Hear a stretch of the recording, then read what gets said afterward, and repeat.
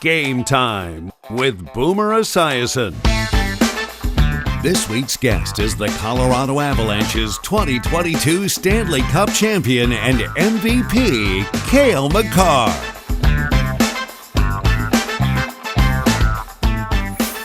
Today's guest has enjoyed hockey success at every level of his young career. He's already won the Hobey Baker Award as the best player in college hockey, the Calder Trophy as the NHL Rookie of the Year, and most recently, the Norris Trophy as the league's best overall defenseman. And on top of all of that, the Conn Smythe Trophy as MVP of the Stanley Cup playoffs this season.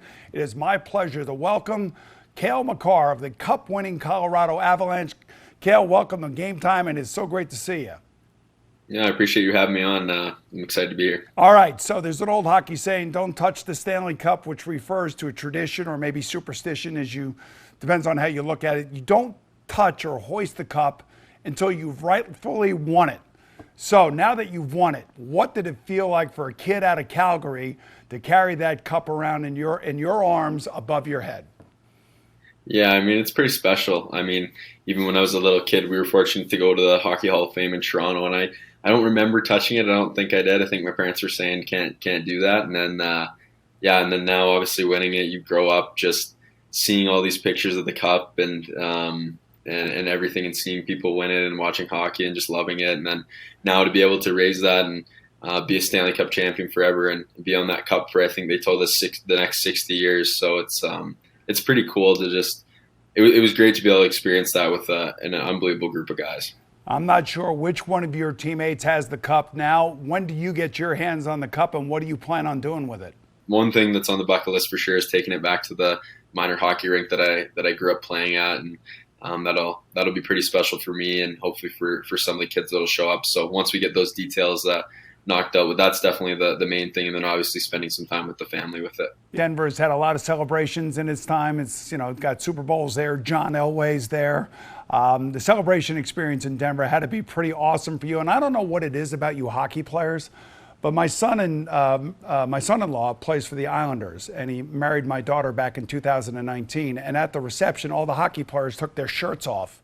And then here you are at the Denver parade, and I see you with your shirt off. What is it with you people?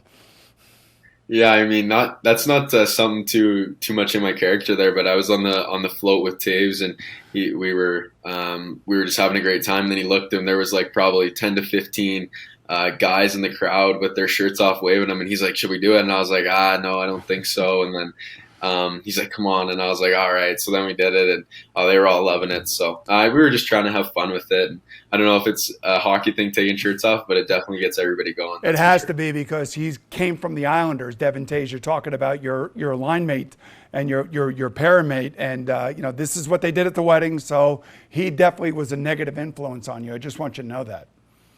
I mean, yeah, for the parade, it wasn't too great. I saw some of the videos after. I was like, oh no. So you beat out Nashville's Roman Josi, Tampa Bay's Victor Hedman for the Norris Trophy.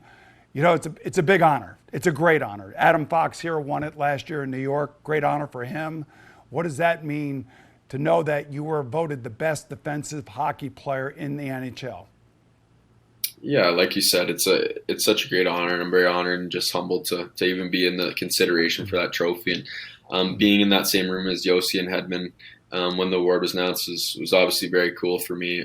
Hedman being a guy that's just every single year is so consistent, and the reason why that team was able to almost clinch 3 cups in a row if it weren't for us. So Josi, a guy that he's pushing, both those guys pushing me all year long in terms of just showing up every single night. And Josi just obviously such an offensive threat this year and playing well on both ends for their team. And he's a major reason why they made the playoffs. So, no, I'm just honored to be recognized with those guys. And it was very special. A humble hockey player. What a thought. All right, we're just getting warmed up with Cale Makar. We'll retrace his unconventional road to NHL superstardom when Game Time continues right after this. Is your number 8 jersey outselling new Broncos quarterback Russell Wilson's number 3 jersey in Denver? And have you met him yet? There's no chance it's outselling it, and definitely excited to see how he does in Denver. I loved him growing up on Seattle, so I'm excited.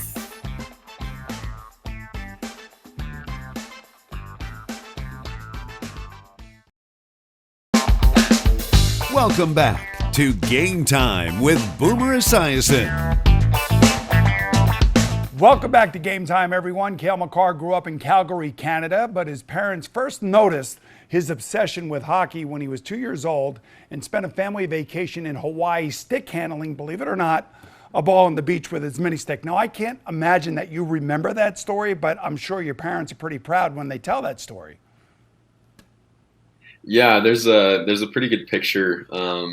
My mom or dad took it of me on the beach in Hawaii with a mini stick, and obviously I was probably like 2 years old, so I don't have a recollection of that. But they said it was kind of looked pretty natural when I had it in my hands. So no, I don't know where the picture is, but yeah, no, it's a pretty cool pic, that's for sure. Well, I can understand why your parents are very proud of you. They also said this other story that you had them set up a hockey net in a spare bedroom in your Calgary home, and you would actually vacuum the red carpeting exactly how a Zamboni would clean the ice. Did you want to be like a Zamboni driver when you grew up or something? Yeah, I mean, you might as well set the stage for a great game. My brother and I, we had a full-size hockey net in our living room, which is it's a pretty small area with like some shaggy carpet. So yeah, we always used to love. We'd do like intros for each other, coming out like playing music and stuff, and then we'd Zamboni. It was like the ice, so it felt like we were in the big leagues, and I feel like that's what every kid does that aspires to be a professional hockey player, is just dream like that. So those are some funny times. But yeah, my brother and I had a lot of fun doing that may be some of the things that other hockey players of your ilk do, but you always went against conventional wisdom. You chose to stay in the Alberta Junior Hockey League rather than turn pro with the Medicine Hat Tigers of the Western Hockey League. Why did you do that? Yeah, I mean, for me at the time, I was fortunate to be drafted in a late round by Medicine Hat, and I had a cousin that was playing for Brooks in the AJHL, and I was just kind of weighing out both options. I was a smaller guy, and just in my essence, I felt like I needed more time to develop, and I felt like college would offer that to me, give me those extra few years, which it did. And I had a great experience in Brooks playing there, and then obviously was fortunate enough to get to UMass and have that experience. But there's a lot of pros and cons to both sides. But for me, just being an underdeveloped and undersized guy at the time, I felt like college was the way to go. Yeah, but think about this: 2,500 miles from home. That's where UMass Amherst is from Calgary. And I'm wondering, how did they attract you, and why did you pick that place? Yeah, so they were kind of one of the first schools to reach out. In Brooks, we had a few other guys that were committed to go to UMass, so we were a little bit more familiar with that school, and it was kind of a quick process. I felt like with the guys on our team that they had committed, I felt like they would be moving the program in the right way, just in terms of how good those guys were. So I felt like it was a good spot. And in my mind, I wasn't really calculating the travel to that school from Calgary into that. And that was one of the harder parts, definitely as a Western boy, usually taking up an entire day to fly down there and a couple of connections. But it was definitely worth it, that's for sure. You know, Cale, we love hockey in this program. We recently had Connor McDavid, Leon Draisaitl, Austin Matthews, Johnny Gaudreau, among other guests here. But we've never had such a high-scoring defenseman such as yourself. And I'm just wondering how a guy like you doesn't end up as a wing or a center and ends up on defense and ultimately becomes the true point guard or the quarterback, if you will, of his team.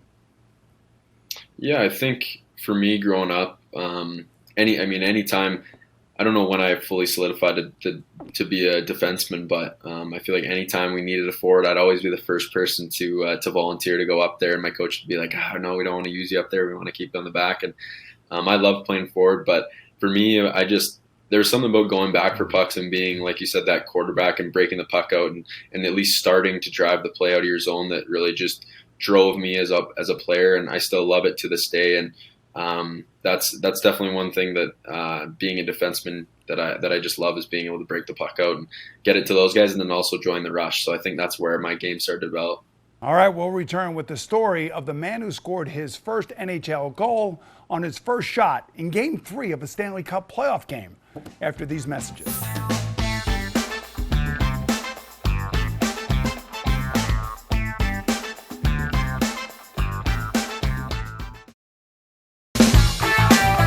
You're watching Game Time with Boomer Esiason.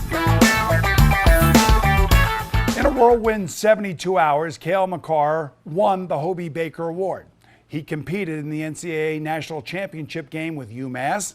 He then signed an NHL entry-level contract with the Colorado Avalanche. And then he actually flew to join his new team, which was already 2 games into the Stanley Cup playoffs. I mean, in college sports, everybody, there's the Heisman Trophy in football, the Wooden Award in basketball, and of course the Hobey Baker Award in hockey. Some big names have won this award: Jack Eichel, Johnny Gaudreau, Paul Kariya, Chris Drury, to name a few. What did it feel like when you were announced the 2019 winner of the Hobey Baker Award? Yeah, it was a great honor. It was it was a very cool moment. It was right before the night before the championship game, I think, in the Frozen Four, and it was just, for me right now, that whole looking back, that whole experience is all just a blur. It was the award ceremony with family and friends, and then you go straight to the championship game and then straight to Denver the next day. So looking back on it, there's not really too much that I can recall, just because everything just meshes together now. But no, it was a great honor to win that Hobey Baker, and unfortunately didn't cap off that season with the championship win with the team. But we had that kind of formulated the success in the previous years with UMass, so it was awesome. Yeah, I don't know if people understand out there exactly what you did. I mean, you went from the Frozen Four, you beat Denver in the semifinal game, you guys lose to Minnesota Duluth in the championship game. You end up on a plane, you're flying to go play in Calgary, your hometown, with your new team, the Colorado Avalanche, and on your first shot in game. I got the next day after the championship, had all the flights to Denver and stuff. And then once I got there was kind of the talk about whether I was going to play the next game. And fortunately, Bednar, our coach, decided to throw me in. And I don't think there could have been a better me. It just felt like I was on a different ice surface with a different team, but kind of playing the same game. So, and that's what the guys were telling me in the room, and that kind of calmed the nerves quite a bit. But for me, I don't think it could have worked out any better. That's what I said. I mean, I feel like if I maybe didn't play that first game and got to watch it, I would have been probably a little bit more nervous going into the next one, having seen it in person before. But just being thrown into the fire, I think, is the best case scenario.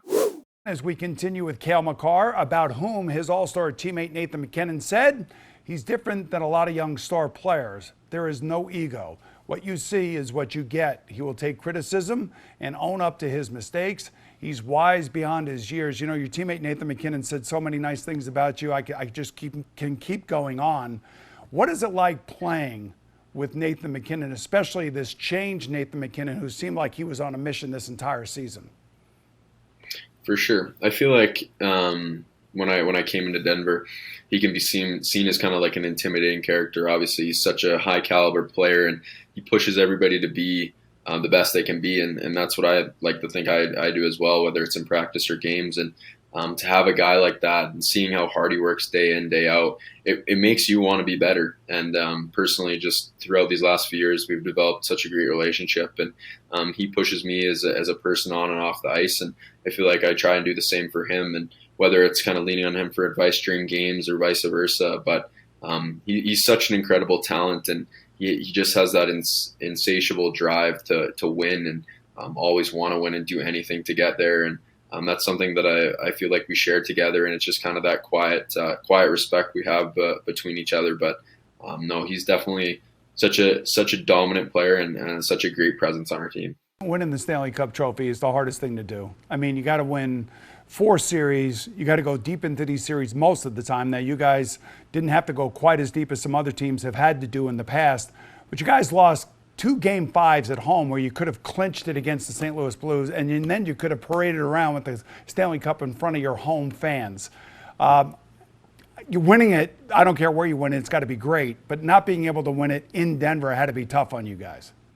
Yeah, I mean, obviously, you look at that first St. Louis series where we have the ability to, in the second round there, to clinch in Game 5 at home, and Nate has 4 points and scores 3 goals, and I just feel like we let him down that game. He was so good, and we didn't find a way, obviously losing in overtime, I think, and then you go to the finals in Game 5, and for all of us, it was just, obviously, there was a lot of nerves going into it. First time you could clinch a league title, and I feel like for us as a team, we were prepared, but at the same time, we felt like everything was working too perfectly. Like, you're at home, all your family and friends are there. You can win the cup at home in Game 5. And so we went out with the mindset of basically just work as hard as you can and do the right things, and we'll see where it ends up. And unfortunately, we didn't win that game, but I don't think it could have ended up any better winning in Game 6 on the road. It was amazing. You wouldn't have that same atmosphere. I feel like if you won it at home, guys might go separate ways after. But it was cool when we won it in Tampa. All our family and friends that were there were in the banquet room of the hotel. So when we came back with the cup, everybody's all in one area, and it was a very special moment. So I don't think it could have worked out any better. It just definitely put a little bit maybe uneasy pressure on some of the boys for that Game 6. I'm sure the plane ride home was a lot of fun as well, right? Oh, it was amazing. A lot of family and friends on the flight, so it was very cool. All right, we'll take a quick time out and then return to see how Cale responds to the Rocky Challenge. He doesn't know anything about this. Right after this.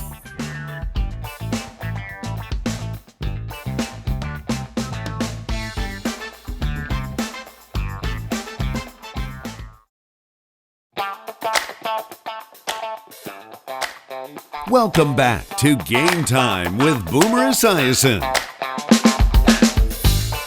We're back with Cale Makar, whose speed and power inspired Avalanche teammate Nathan MacKinnon to call him a freak athlete. And as a matter of fact, a lot of nice things have been said about you, and you're very humble, and I can see that. Wayne Gretzky actually floated this one around. You're the second coming of Bobby Orr. This is the great one, comparing you to the great one. How does that feel?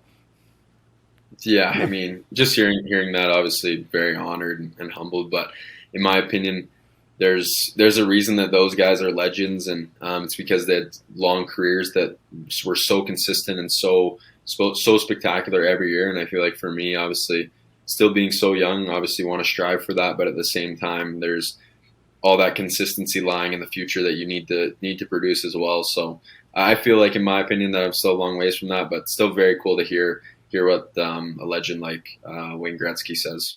You are well on your way, my friend. You are well on your way. All right, since you're committed to Denver and you hail from Calgary, which isn't far from the magnificent Canadian Rockies, we have a little contest on the show that we call the Rocky Challenge. Okay, it's called the Rocky Challenge. You up for it? Sounds great. All right, here we go. Back in 1975, Sylvester Stallone wrote the first of what would become a series of boxing movies. He played the title character, whose name was? Rocky. Yes, that's right, Rocky Balboa. 50 years ago, singer-songwriter John Denver was inspired by a meteor shower he witnessed near Aspen. The classic hit song that resulted was called? Country Mountain High, or Rocky Mountain High. Rocky Mountain High, that's it. Yeah, there you go. Pretty good. I'll give you a half a point for that one. If you take a slice of bread, cut a hole in the middle, fill it with eggs, and cook it up in a frying pan, you have the recipe for a dish called? Oh, man, I have no idea on that one. Rocky Mountain toast or Rocky Mountain eggs. Oh, interesting. I've never heard that before. Yeah. If you get this one, you're a genius. The Colorado State Capitol is located in Denver, just a half a mile from where the Avalanche victory parade ended, if you remember. What's the significance of the 13th step of the Capitol's western entrance? Oh, man. I have no idea on that one. I'm curious to hear the answer on this one. All right. It's precisely 1 mile high above sea level. Interesting. Okay, I didn't know that. I know that at Coors Field there, they got the one row of bleachers a different color because that's the mile high there. So that's pretty cool. I didn't know that. There you go. All right, final one for you, and it's an easy one, I think. And knowing you, I know what you're going to answer here, but we'll see. Is your number 8 jersey outselling new Broncos quarterback Russell Wilson's number 3 jersey in Denver? And have you met him yet?